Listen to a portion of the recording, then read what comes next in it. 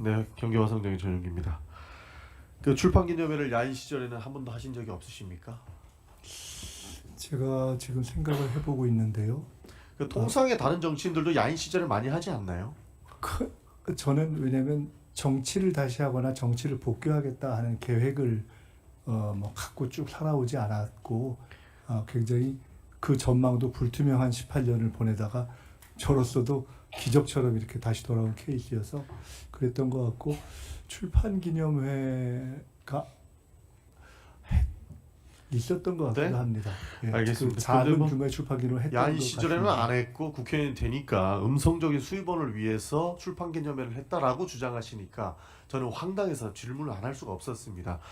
사실 이 출판기념회가 국회의원의 음성적 수입원이라고 아주 악질적인 문제라고 존경하는 주진 의원께서 주장을 하고 계시지만 정치 신인의 그러니까 야인의 정치적 출정식 자신의 홍보 수단이 될 수도 있는 부분입니다. 원외 인사들은 지금 국회의원님들처럼 후원금도 못 받아요. 그럼 그 정치 자금은 어디서 받아야 됩니까? 그 권력을 가지고 계신 국회의원들께서 원외위원장들, 원외 인사들 합법적인 정치 자금 수입 그 모금을 못하도록 막고 있지 않습니까? 그렇기 때문에 그 수익으로 인해서 본인의 정치 활동을 영위할 수 있게끔 하는 것인데 그것을 음성적인 수익원으로 이야기한다. 재산이 수십억 원씩 있는 사람들은 이해를 못할 수 있으나 돈 없는 사람도 정치해야죠. 그래야 세상이 바뀌지 않겠습니까? 그리고 조의금으로 시비 거는 거는 저는 굉장히 황당합니다. 그러니까 당신이 권력이 있기 때문에 그 많은 사람들이 와서 그 많은 돈을 냈을 것이다 라고 주장하는 건데 가족이 돌아가셨을 때 위로금 성격으로 주는 돈입니다. 그리고 현금의 융통이 있었다라고 지속적으로 주장을 하는데 후보자께서는 본인의 책임, 과거에 문제 있었던 거 인정하시고 그 사회적 책임을 다하기 위해서 가족이 상을 당하셔서 그 돈을 가지고도 추징금을 납부하셨어요. 그 가슴 아픈 돈으로 도망칠 때 비판 한번 안 하던 사람들이 그 금액으로 자신의 책임을 다해서 추징금 납부하는 것을 현금의 융통이라고 당신 문제 있다고 얘기할 수 있습니까?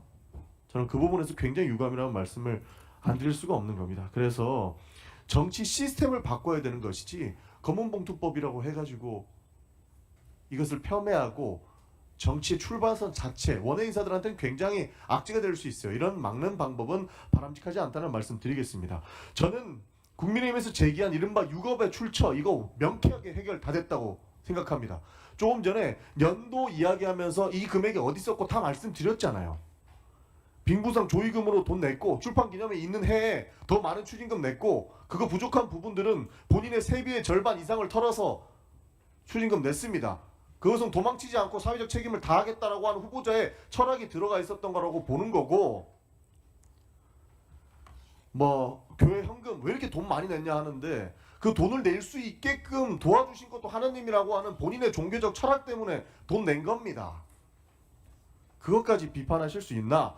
그렇게 본인의 세비로 생활이 안 되니까 배우자는 후보자한테 말도 못하고 친정에다가 생활비 좀 달라고 이야기를 했나 봅니다.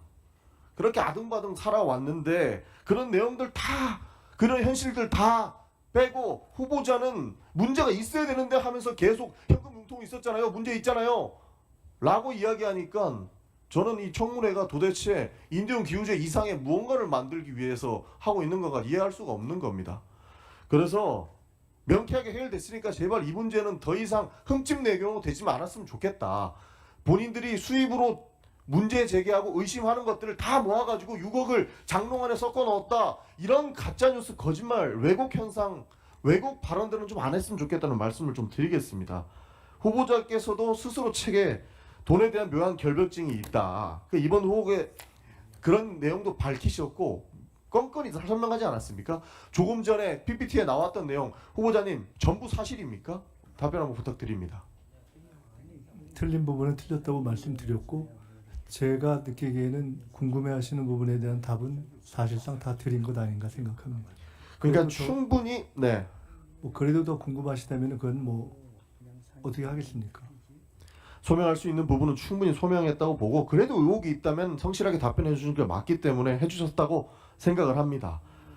마치 거액을 숨긴 것처럼 마치 불법 정치 자금을 받았어야 되는데 안 받았다라고 하는 방식의 청문회는 되지 않았으면 좋겠다는 말씀 좀 드리고 싶습니다. 그리고 먼지가 날 때까지 터는 식의 공격은 지금 이미 진행됐다고 봅니다. 시간이 없어서 간단하게 질문 하나만 드리겠습니다. 저는 우리 사회가 먹고 살기는 다 힘든데 소비자를 기만하는 행위는 좀 없었으면 좋겠습니다. 지금 사회 현상에 대해서 말씀을 하나만 드리고 싶은데요. 최근에 한 그 플랫폼 업체에서 배달비를 무료로 하겠다라고 이야기하고 있어요.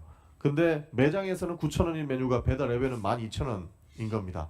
그러니까 조삼모사가 되는 거죠. 소비자는 속고 자영업자는 플랫폼에 대한 비용 충당을 위해서 어쩔 수 없는 선택을 하고 있습니다. 이게 공정거래 측면에서 바람직한 현상인가를 저희가 묻지 않을 수가 없습니다. 그래서 시간이 짧아서 그냥 다 생략하고 질문만 드리겠습니다. 이 관련된 내용만 답변해 주시면 좋을 것 같습니다. 플랫폼과 자영업 간의 수수료 부담 전가 문제를 좀 총리가 되신다면 국무조정실을 통해서 해결해 주셔야 된다고 보는 것이고, 플랫폼 수수료 상한제라든지 협업 방식과 자율 규제 등이 필요하다고 보는 겁니다. 울며 겨자 먹기식으로 사회적 문제가 지속적으로 발생하고 있는 부분 때문에 소비자는 기만당하고 있는 것이고 자영업자들은 더 힘든 상황에 내몰리게 된다라는 말씀 드리고 싶습니다. 그래서 소비자가 가격 혼란 해소와 자영업 부담 완화 제도 개선이 필요하다. 그러니까 플랫폼 수수료와 관련된 내용들은 총체적인 측면에서 접근이 필요하고 공정한 거래가 있을 수 있는 환경을 조성해야 된다라는 말씀 드리고 싶습니다.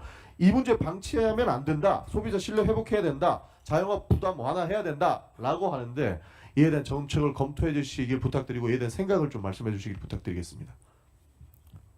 플랫폼 문제는 얼마 전에 청문회 관련한 정책 학습을 하는 과정에서도 물가와 연동해서 조사를 하고 토의를 하는 과정에서 예를 들어 음식 배달과 관련해서 실제로 배달이 아닌 픽업의 경우에조차도 수수료를 부과하는 방식으로 가는 것이 굉장히 본말이 전도됐다라는 지적을 한 바가 있고 이후로도 계속 살펴볼 생각입니다. 존경하는 전영기 의원님께서 질문 중에 제게 제기됐던 여러 문제 제기에 대한 문제점을 지적해 주셨기 때문에 그에 대해서 그냥 간단하게 두 가지만 말씀드립니다.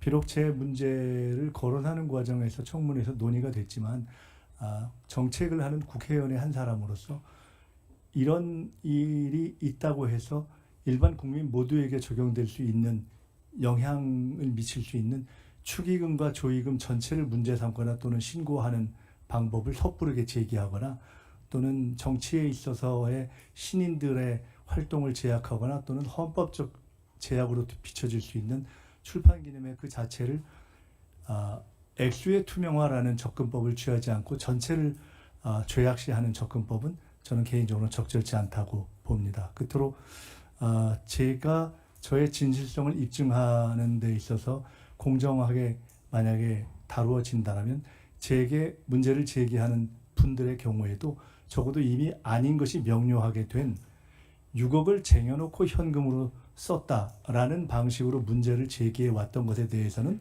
적어도 제게 요청했던 사과 정도는 하거나 해명을 하고 후속 질문을 하시는 것이 적정하지 않는가라는 소회를 갖고 있다는 말씀도 드리겠습니다. 전영기 의원님 수고하셨습니다. 다음은